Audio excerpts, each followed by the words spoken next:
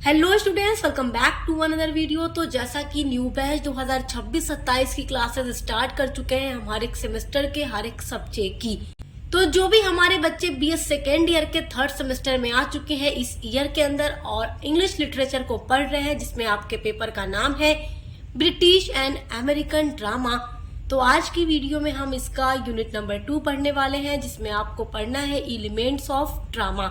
इसमें 10 तरह के एलिमेंट्स आपको दिए गए हैं ड्रामा के, और वो सारा आज की वीडियो में हम पढ़ने वाले हैं। ये जो यूनिट आपकी है एग्जाम के लिए बहुत ही ज्यादा इम्पोर्टेंट है। यहाँ से शॉर्ट और लॉन्ग दोनों क्वेश्चन एग्जाम में पूछे जाते हैं। आपकी जो यूनिट नंबर 1 है, जिसमें आपको ड्रामा टाइप्स पढ़ना है, उसको ऑलरेडी मैं पढ़ा चुकी हूँ। 2 वीडियोज उस पर अपलोड हो चुकी हैं, यानी पार्ट 1 एंड पार्ट 2, तो आप उसको जरूर देखिएगा। चलिए देखते हैं एलिमेंट्स ऑफ ड्रामा क्या होता है। अभी तक आप ये जान चुके हैं ड्रामा क्या है, ड्रामा कितने तरीके का है। अब यूनिट नंबर 2 में आपको ये जानना है कि उन ड्रामास को लिखने के लिए कितने तरीके के एलिमेंट्स की नीड पड़ती है राइटर को। एलिमेंट्स का मतलब होता है तत्व। तो वो कौन कौन से तत्व है, एलिमेंट्स है, जिनका यूज करके राइटर अपने ड्रामा को लिखता है। तो देखो, पहला एलिमेंट्स है ऑथोरियल इंट्रूजन, दूसरा है कैकोफनी, तीसरा है सरकमलोक्यूशन, चौथा है कॉन्फ्लिक्ट, पांचवा है डिक्शन, छठा है एपिलॉग, सातवां है एपिथेट, आठवां है यूफेमिज्म, नौवां है यूफोनी और 10वां है मेलाप्रोपिज्म। तो ये 10 types of elements of drama आप लोगों को पढ़ना है यूनिट नंबर 2 में। तो चलिए पढ़ना स्टार्ट करते हैं। नंबर 1 पर आपका है ऑथोरियल इंट्रूजन। तो देखते हैं ऑथोरियल इंट्रूजन कैसा एलिमेंट है और इसका यूज राइटर कब करता है अपने ड्रामा को लिखने के लिए। Authorial intrusion is an interesting literary device where in the author penning the story, poem और प्रोज। ऑथोरियल इंट्रूजन इज मतलब है एन इंटरेस्टिंग लिटरेरी डिवाइस, यानी बहुत ही इंटरेस्टिंग मजेदार लिटरेरी डिवाइस है। वेयर जहां पर इन द ऑथर, जो ऑथर है, ऑथर का मतलब राइटर जो है, जो ड्रामाटिस्ट है, जो ड्रामा लिख रहा है। पेनिंग द स्टोरी, कहानी की शुरुआत करता है। पोएम, पोएम की शुरुआत करता है। और प्रोज या गद्य की शुरुआत करता है। चाहे स्टोरी हो, चाहे प्रोज हो, चाहे पोएम हो, चाहे ड्रामा हो, उसकी शुरुआत राइटर करता है। ऑथर्स में use authorial intrusion to communicate directly with their readers. Authors यानी जो लेखक होते हैं, जो ड्रामाटिस्ट होते हैं, जो ड्रामा को लिख रहे हैं, में यूज वो प्रयोग करते हैं ऑथोरियल इंट्रूजन एलिमेंट का टू कम्युनिकेट। कम्युनिकेट मतलब संचार करने के लिए, कम्युनिकेशन करने के लिए, बात करने के लिए। डायरेक्टली मतलब सीधे तौर पर। विद देयर रीडर्स मतलब अपने पाठक के साथ। पाठक कौन होगा? आप लोग होंगे, हम लोग होंगे जो ड्रामा को पढ़ रहे हैं। तो ड्रामा को पढ़ने वाला कोई भी इंसान हो वो रीडर कहा जाएगा। तो जब रीडर ड्रामा को पढ़ता है तो उसको ऐसा लग रहा है कि राइटर जो भी चीजें लिख रहा है उससे डायरेक्टली मेरी बात हो रही है, ऐसा फील अगर हो रहा है तो उस टाइम पर ऑथोरियल इंट्रूजन एलिमेंट का यूज राइटर अपने स्टोरी के अंदर करता है, ताकि वो अपने रीडर से डायरेक्ट बात कर सके। कोई भी बात जो उसको अपने रीडर से कहनी हो वो इस लहजे में कहेगा, इस टोन में कहेगा, जैसे मानो वो अपने रीडर से बात कर रहा हो। Authorial intrusion creates a relationship between the writer and reader. जो ऑथोरियल इंट्रूजन होता है, क्रिएट्स मतलब बनाता है, ए रिलेशनशिप मतलब एक रिश्ता, बिटवीन मतलब बीच में, द राइटर एंड रीडर लेखक और पाठक के बीच में ऑथोरियल इंट्रूजन एक डायरेक्ट रिलेशन बिल्ड कर देता है, जिसके थ्रू राइटर डायरेक्ट अपने रीडर से बात करता है। ऐसी स्टोरी वो लिखता है कि मानो ऐसा लग रहा है कि राइटर खुद ही अपने रीडर को सारी चीजें एक्सप्लेन करके बता रहा है। तो जब भी राइटर को डायरेक्टली अपने रीडर से कम्युनिकेट करना होता है, बात करनी होती है, तब वो इस एलिमेंट का यूज अपने वर्क के अंदर करता है। आई होप कि ऑथोरियल इंट्रूजन का यूज राइटर कब करता है अपनी स्टोरी, अपने वर्क के अंदर, तो आप ये समझ के होंगे। सेकेंड नंबर पर जो आपका एलिमेंट है वो है cacophony. Cacophony is a noisy word that descends from the Greek word phone or making noise in English. जो cacophony है is a noisy word, एक शोर करने वाला वर्ड है। cacophony एक ऐसा वर्ड होता है जिसको सुनकर बैड साउंड मतलब जिसको सुनकर बैड फील होता है, एक बैड साउंड जिसको कहते हैं वही होता है कैकाफनी। तो ये एक नॉइसी वर्ड है that descend from the Greek word, जिसको लिया गया है ग्रीक वर्ड फोन से, आर मेकिंग नॉइज, जो कि नॉइस उत्पन्न करता है या बनाता है इन इंग्लिश में। नॉइस मतलब तो आप जानते हैं शोर शराबा होता है।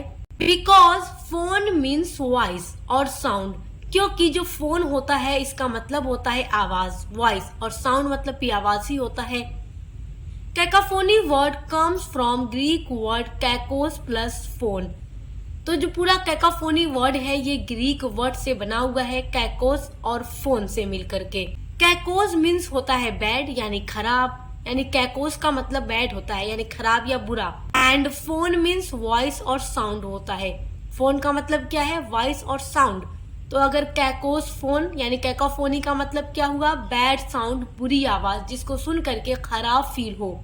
It is a literary device which means bad voice who creates bad feeling like darkness, fear, dishes crashing on the floor.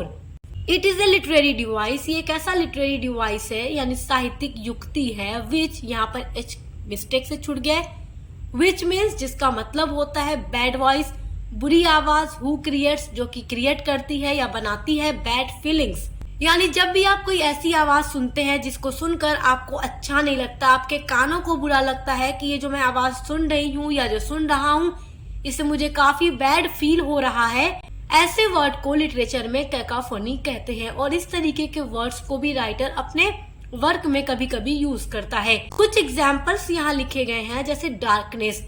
जब आप अंधेरे वर्ड का नाम सुनते हो तो भी आपको अच्छा फील नहीं होता, क्योंकि लोग डरने लगते हैं ना अंधेरे से।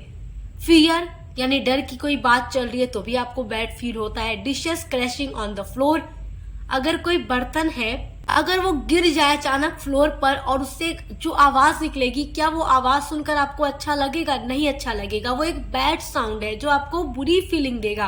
तो इस तरीके का कोई भी वर्ड, रोड पर चल रहे हैं अचानक कोई हादसा हो जाए, एक्सीडेंट हो जाए, उससे जो आवाज निकले वो भी अच्छी आवाज नहीं है, वो भी कैकाफोनी आप कह सकते हैं। ऐसे वर्ड्स जो आपको बैड फील कराते हो, बैड साउंड हो, बैड वॉइस हो, वो कैकाफोनी होती है। जो थर्ड एलिमेंट ऑफ ड्रामा है वो है circumlocution. Circumlocution combines to Latin elements. जो सर्कमलोक्यूशन है कंबाइंस मतलब बना है, टू मतलब दो लैटिन एलिमेंट्स यानी लैटिन तत्वों से। लैटिन लैंग्वेज के दो वर्ड से मिलकर बना है सर्कमलोक्यूशन। तो लैटिन लैंग्वेज का दो वर्ड कौन सा है? पहला वर्ड है circum. Circum means around and locution means speech. तो लैटिन वर्ड कौन कौन से हैं? Circum and locution. तो सर्कम मतलब होता है अराउंड, लोक्यूशन मतलब होता है स्पीच यानी भाषण। Circumlocution means talking around. तो पूरा मतलब क्या होगा सर्कमलोक्यूशन एलिमेंट का? इसका पूरा मतलब होगा टॉकिंग अराउंड यानी घुमा फिराकर बात करना या कोई बात घुमा फिराकर कहना। जैसे अगर आपको कोई बात किसी से कहनी है तो आप डायरेक्ट तो कह सकते हैं, लेकिन आप उस बात को घुमा फिराकर उस इंसान को उलझाए हुए हैं और वो समझ नहीं पा रहा है, फिर बाद में आप बताएं तो वो अलग चीज है। मतलब आप घुमा फिरा दिए ना उस इंसान को, तो वही होता है टॉकिंग अराउंड यानी circumlocution. When the author play any story, when मतलब जब, द ऑथर यानी लेखक जो राइटर है, प्ले मतलब शुरू करता है, एनी स्टोरी कोई कहानी, बट लेकिन, don't want to make any direct reference, but लेकिन डोंट वांट नहीं चाहता है, टू मेक बनाना, एनी डायरेक्ट कोई भी डायरेक्ट रेफरेंस यानी अपने रीडर के साथ डायरेक्ट कोई रेफरेंस नहीं बनाना चाहता, डायरेक्ट कोई बात नहीं कहना चाहता, वो घुमा फिराकर अपने रीडर को कोई बात बता रहा है। जैसे आप कभी कभी कुछ पढ़ रहे हैं, कोई स्टोरी पढ़ रहे हैं, कोई नॉवेल पढ़ रहे हैं, कोई ड्रामा पढ़ रहे हैं, तो एक ही बात इस तरीके से घुमाकर वहां लिखी होती है कि आप एक बार में नहीं समझ पाते, थोड़ा दिमाग लगाना पड़ता है तब आप समझते हैं। तो जब राइटर कोई बात कहता है लेकिन डायरेक्ट न कहकर घुमा फिरा कर कहता है तो वो जो एलिमेंट होता है सर्कमलोक्यूशन होता है। तो जब भी राइटर को अपने रीडर को घुमाना होता है यानी डायरेक्ट कोई बात नहीं कहनी होती, तब इस तरीके का एलिमेंट राइटर अपने वर्क के अंदर करता है। सो इसीलिए they creates a way to get around the subject. तो वे क्रिएट करते हैं ए वे एक रास्ता to get around the subject, तो जो भी विषय होता है उसके चारों ओर घुमा घुमा कर वो बातें करते हैं, वही होता है सर्कमलोक्यूशन। फोर्थ जो एलिमेंट दिया गया है वो है कॉन्फ्लिक्ट। कॉन्फ्लिक्ट मतलब होता है संघर्ष। तो कोई भी आप स्टोरी पढ़ते हैं उसमें कॉन्फ्लिक्ट जरूर होता है, संघर्ष जरूर होता है। Conflict is a literary element. Conflict जो है इज ए लिटरेरी, एक है साहित्यिक एलिमेंट मतलब तत्व, दैट जो कि इन्वॉल्व्स ए struggle between two opposing forces, जो कि इन्वॉल्व करता है, शामिल करता है ए स्ट्रगल, एक संघर्ष को, बिटवीन मतलब बीच में, टू अपोजिंग फोर्सेस मतलब होता है दो अलग अलग ताकतों के बीच में। तो आप चाहे कोई ड्रामा पढ़ रहे हैं, कोई नॉवेल पढ़ रहे हैं, कोई स्टोरी पढ़ रहे हैं, उसमें हीरो भी है, विलेन भी है, तो दोनों के बीच में एक कॉन्फ्लिक्ट होता है, एक स्ट्रगल होता है। तो वो क्या है? टू अपोजिंग फोर्सेस, दो अलग अलग शक्तियां। Usually a protagonist and an conflict में बी इंटरनल और एक्सटर्नल। यूजुअली आमतौर पर ए प्रोटागोनिस्ट और जो अपोजिंग फोर्सेस हैं उसमें आमतौर पर प्रोटागोनिस्ट मतलब मेन जो कैरेक्टर है स्टोरी के अंदर। मैंने आपको बताया था ना कि लिटरेचर की लैंग्वेज में जो मेन कैरेक्टर या होता है या हीरो हीरोइन होते हैं उनको प्रोटागोनिस्ट कहते हैं।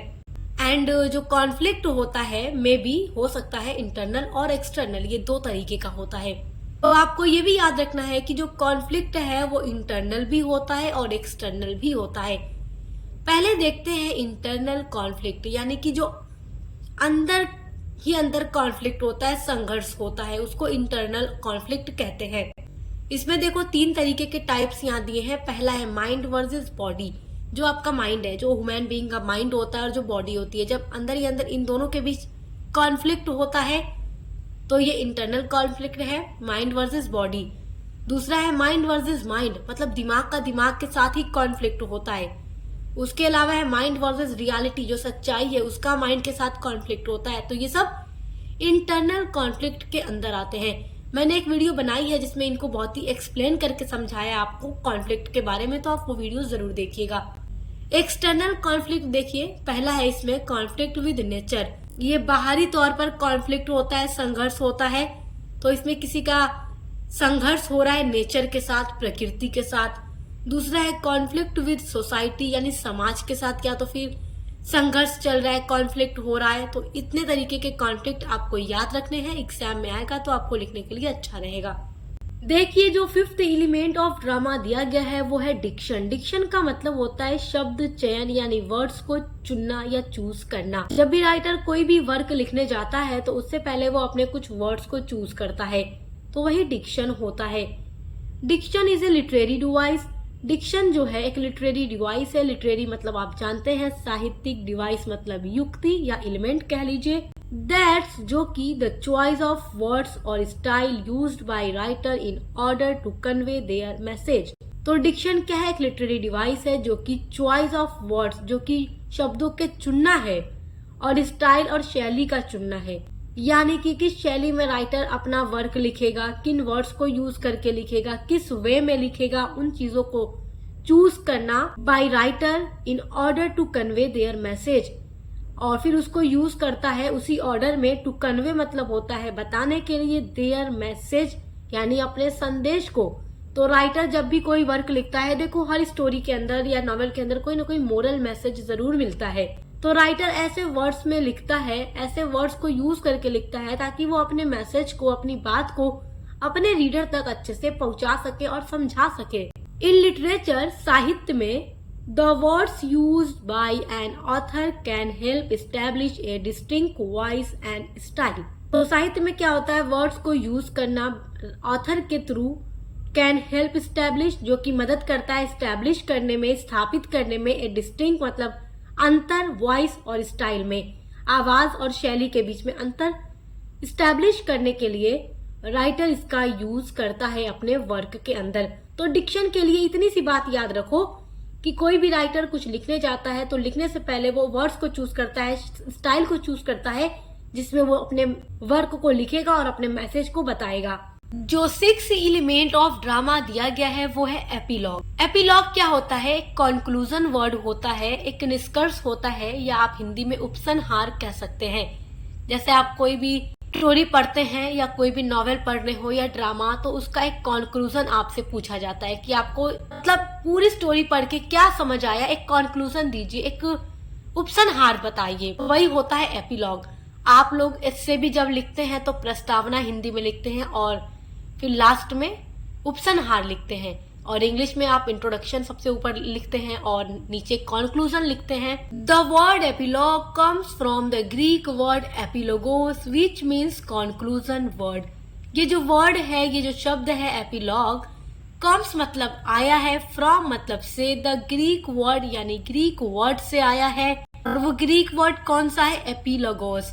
तो ग्रीक वर्ड एपिलोगोस से आया हुआ है वर्ड एपिलॉग, विच मीन्स जिसका मतलब है कंक्लूजन वर्ड यानी कि निष्कर्ष वाला शब्द। एक ऐसा वर्ड, एक ऐसा एलिमेंट या एक ऐसा लिटरेरी डिवाइस जो भी किसी स्टोरी, नॉवेल या ड्रामा का पूरा कंक्लूजन हमें बताता है, तो वो होता है epilogue. An epilogue is a conclusion section at the end of a literary work like a novel और प्ले। तो जो ये एपिलॉग है इज ए कंक्लूडिंग सेक्शन, ये एक निष्कर्ष वाला सेक्शन होता है एट द एंड, अंत में, ऑफ ए लिटरेरी वर्क, किसी भी साहित्यिक वर्क के अंदर, लाइक जैसे कि ए नॉवेल, एक उपन्यास में, और प्ले या नाटक में। तो जब भी आप इंग्लिश में कोई भी नॉवेल या प्ले पढ़ते हैं तो पढ़ने के बाद देखिए जो प्ले होता है वो तो स्टेज पर परफॉर्म किया जाता है, तो एपिलॉग एक होता है जो लास्ट में दिखाया जाता है, या आप जब पढ़ते हैं तो एपिलॉग एकदम लास्ट में पढ़ते हैं, जिसमें कि उस नॉवेल या प्ले के बारे में पूरा कंक्लूजन लिखा होता है। मतलब कि जो कुछ भी इसके अंदर हो चुका है, जो भी उसका पूरा निष्कर्ष निकल रहा है, कंक्लूजन निकल रहा है, और देखो कहीं ना कहीं कोई भी स्टोरी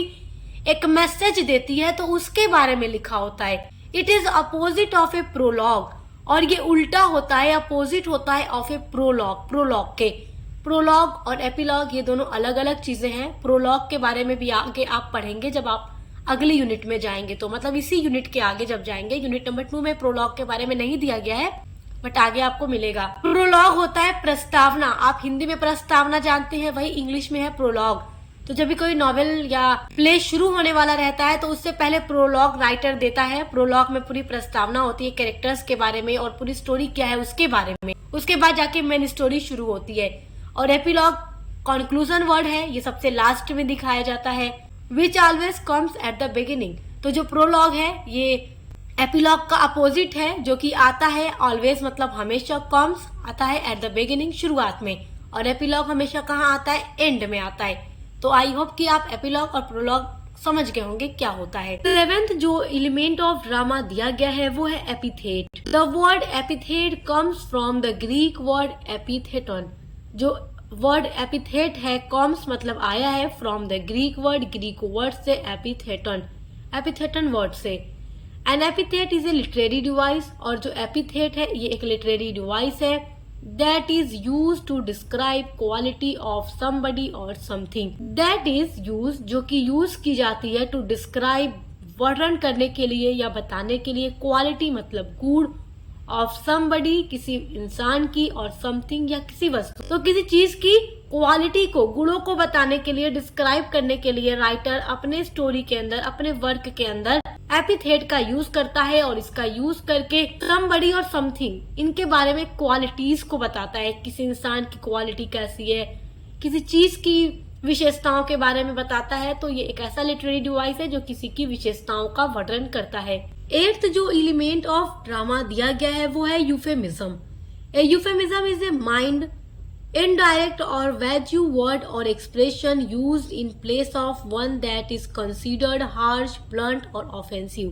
जो यूफेमिज्म होता है ये एक ऐसा लिटरेरी डिवाइस है या एक ऐसा एलिमेंट होता है ड्रामा का, जो कि एक ऐसा वर्ड होता है या ऐसा एक्सप्रेशन होता है जिसको यूज किया जाता है in the place of one that is considered. जैसे कि कोई बहुत ही हार्श बात है, कठोर बात है, ब्लंट और ऑफेंसिव, इस तरीके की कोई बात अगर होती है, यानी अगर कोई ऐसी बात होती है कि जो अगर आप किसी अपने सामने वाले से या किसी से भी कहें जिसको सुनकर उस सामने वाले को एकदम जोर का झटका लग जाए या बहुत ही दिल दुख जाए, ऐसा वर्ड जो काफी ज्यादा हार्श होता है या तकलीफ देने वाला हो या सुनने में ज्यादा बुरा लग रहा हो, तो उसके बदले कोई ऐसा वर्ड यूज कर लेना जो सुनने में उतना बुरा न लगे। बात तो वही कही जाएगी बट सुनने में उतना खराब, उतना बुरा ना लगे, उतना अपमानजनक ना लगे, तो उस टाइम पर राइटर यूफेमिज्म लिटरेरी डिवाइस का यूज करता है।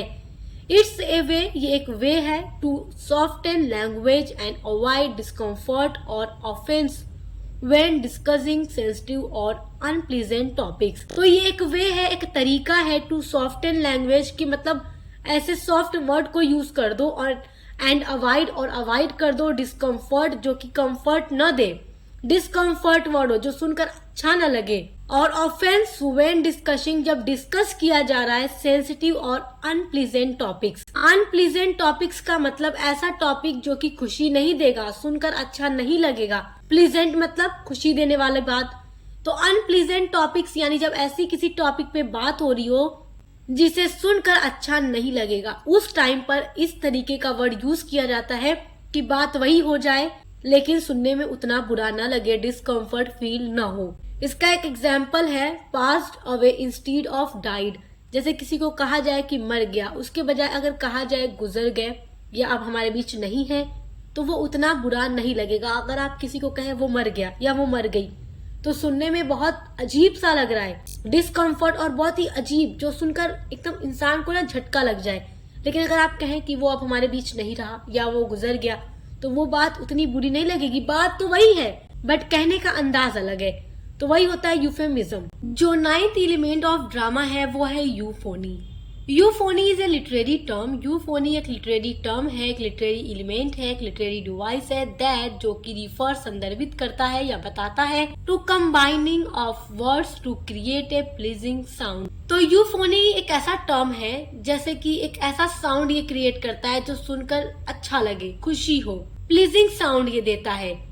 जबकि आप इसके अपोजिट पढ़ चुके हैं कैकाफोनी को, जो कि बैड साउंड देता है। जब आप कोई भी ऐसी आवाज सुनते हैं जिससे आपको अच्छा फील नहीं होता, वो कैकाफोनी है।